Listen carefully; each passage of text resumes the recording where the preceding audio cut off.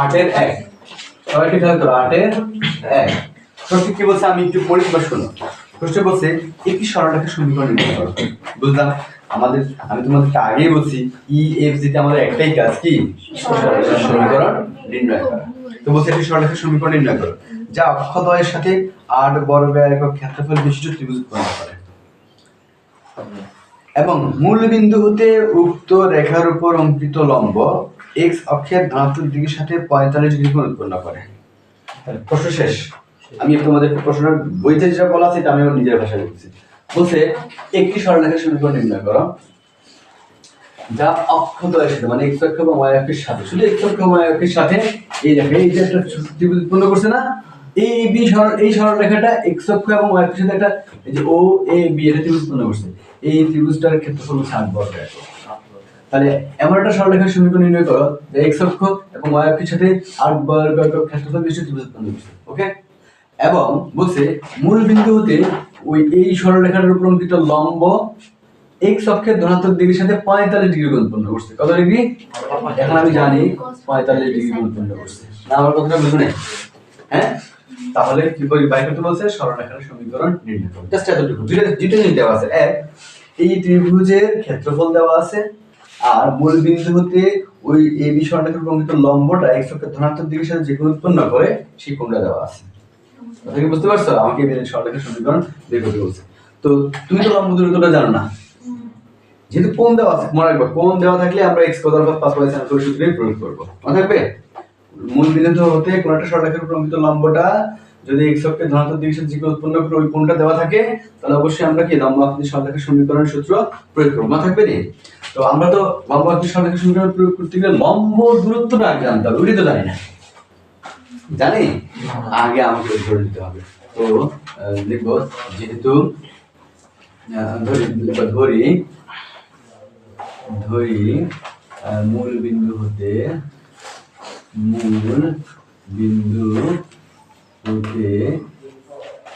রেখাটির লম্ব দূরত্ব পি সুতরাং রেখাটির সমীকরণ মানে রেখাটির সমীকরণ কিন্তু আমার ধরা কি ধরবো দেখো লম্ব দূরত্ব জানি গেছি পি কোণটা জানি গেছি তাহলে এই সরলরেখার সমীকরণ কি হবে তাহলে এই সরলরেখার সমীকরণ কি হবে বলো x cos 45 degree plus y sin 45 degree 45 degree আমি এখানে লিখিনি প্রশ্ন থেকে লিখছি বুঝতে পারছো সমান কত পি পিটা কি আগে লিখে দিছি না এবার এখানে আমরা এখানে একটু ভাঙাবো x 45 ডিগ্রি মান কত আমরা জানি 1/√2 প্লাস y sin 45 ডিগ্রি মান কত আমরা জানি 1/√2 সমান p বুঝতে পারছো না এখনো বুঝো না আমার কথা হ্যাঁ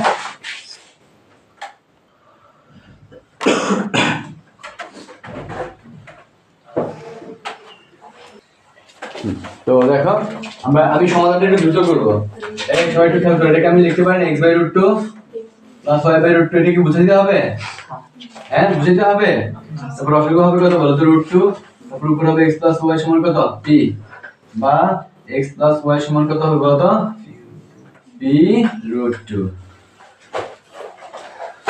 না আমার কথাটা এখনো ক্লিয়ার না কিন্তু সরলরেখাটা কি করে সরলরেখাটা কিভাবে থাকে বলো তো সরলরেখাটা ও ওয়েট সঙ্গে করে ফেলছো করে ফেলছো হ্যাঁ আচ্ছা করে ফেলতে থাক সমস্যা দেখো সরলরেখাটা কিভাবে থাকে বলো তো অক্ষরেখা খণ্ডন করে না বলছে না ওরা অক্ষরেখা ছেদ করে বা খণ্ডন করে আর অক্ষরেখা ছেদ করে বা খণ্ডন করে সরলরেখা সমীকরণটা কি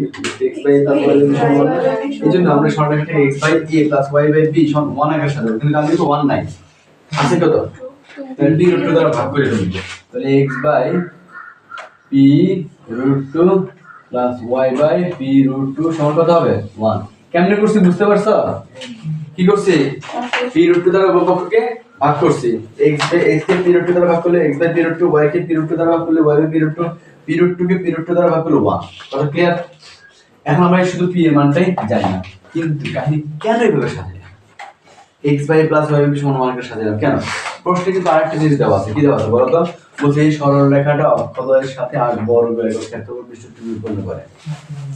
আমি এবার দেখব যে আসলে আমি যে সরলরেখার সমীকরণ ধরে নিয়েছি, এই সরলরেখার সমীকরণ ধরে নিয়েছি না, ধরে নিয়েছি, এবার আমার এই সরলরেখার সমীকরণ যেটা ধরছে এটা দ্বারা কত বর্গ একক ক্ষেত্রফল বিশিষ্ট ত্রিভুজ উৎপন্ন করছে অক্ষদ্বয়ের সাথে, সেটা আমি এখন বের করব। না আমার কথাটা এখন বুঝো নাই? তো আসো বের করতে গেলে আমার কি লাগে? এটা ত্রিভুজে কি লাগে? ভূমি লাগে, উচ্চতা লাগে। এটা ত্রিভুজের ক্ষেত্রফল সমান কি হাফ ইনটু ভূমি ইনটু উচ্চতা না? তাহলে এটা লাগবে। এখন এটা কত আমি কেমনে বুঝবো? যেহেতু এই সরলরেখার সমীকরণ আমি পাইছি এটা, তাহলে এটা x অক্ষকে কত একটু দূরে ছেদ করে p √2, মানে এখান থেকে এখানে দূরত্বটা কত? p √2। না আমার কথাটা এখনো বুঝো নাই? ক্লিয়ার? সবাই ক্লিয়ার কিনা? তো আমি ধরবো এই এই সরলরেখার সমীকরণে তো এইটা, কিন্তু নামটা আমি দেইনি এখন, এটার নাম দিয়ে এইটা আমি দিছি। লিখব ধরি 1 নং রেখাটি x ও y, একটু দ্রুত করো, x O y অক্ষকে a O b বিন্দুতে ছেদ করে। এখন তোমরা আমাকে বলো তাহলে ও এর সমান কত হবে? যদি এই 1 নং রেখাটাই x অক্ষকে a বিন্দুতে এবং y অক্ষকে b বিন্দুতে ছেদ করে, তাহলে ও এর সমান কত হবে? হ্যাঁ না না, শুধু ও এর সমান কত হবে? 0 তো হবে এই বিন্দুর স্থান, ঠিক আছে? তাহলে সুতরাং এরপরে লিখব সুতরাং ও এর সমান কত? p √2 এবং ও বি সমান p √2। আচ্ছা স্থানাঙ্ক না বের করে কেন ও বি আর ও এ আর বের করতে বলতো? কারণ আমি ত্রিভুজের ক্ষেত্রফল বের করব, ত্রিভুজের ক্ষেত্রফল বের করতে কি লাগবে? ভূমি আর উচ্চতা। তো ও এর ত্রিভুজের ও এটা ভূমি, ও বি এটা উচ্চতা, এজন্য ও এর ভূমি বের করছি। এই বিন্দুর স্থানাঙ্ক বের করিনি, বি বিন্দুর স্থানাঙ্ক বের করি। বুঝতে পারছো? না সবাই কি করো?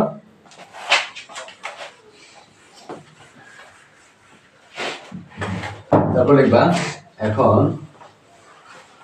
ত্রিভুজ ও এ বি এর ক্ষেত্রফল সমান হাফ ইনটু ও এ ইনটু ও বি, মানে হাফ ইনটু ভূমি ইনটু উচ্চতা, ঠিক আছে? তো হাফ ইনটু ও এ, ওইটা কত? p √2 ইনটু ও বি, ও বিটা কত? p √2। বুঝতেছো না তোমরা? আচ্ছা হাফ √2 গুণ করলে কত হবে? 2 p গুণ করলে কত হবে? না এখন আমি বুঝতে পারিনি। 2 কাটাতে আমি শেষ করে কি করেছে? স্কয়ার বর্গ একক। কিন্তু ওরা বলছে এই ত্রিভুজের ক্ষেত্রফল কত? 8 একক বর্গ একক। না এখনো বুঝো না ব্যাপারটা। তার প্রশ্ন মতে আমি কি বুঝতে পারতেছি না বেশি দ্রুত হয়ে যাচ্ছে? হ্যাঁ বেশি দ্রুত হয়ে যাচ্ছে? তার প্রশ্ন মতে p স্কয়ার সমান কত? 8। তাহলে p সমান কত? √8। শুধু p সমান কত? 2√2। কত বেরিয়েছে?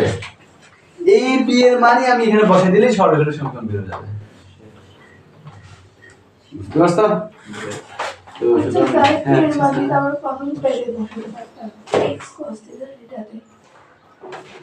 হ্যাঁ এটা তো বসাই তো কাজ করছি আমরা, এই যে এটা সেম না, এখানে জাস্ট 45 ডিগ্রি মান বসাই রে, এখানে বসাই দিছি, আর তো কিছু না। আমার কথা এখন বুঝো না? সেম ওইটাই তো, একই ওই সমীকরণই তো। হ্যাঁ বরং এখানে বসালে না সহজভাবে মানটা বের হয়ে যাবে। তো সুতরাং কি নির্ণয়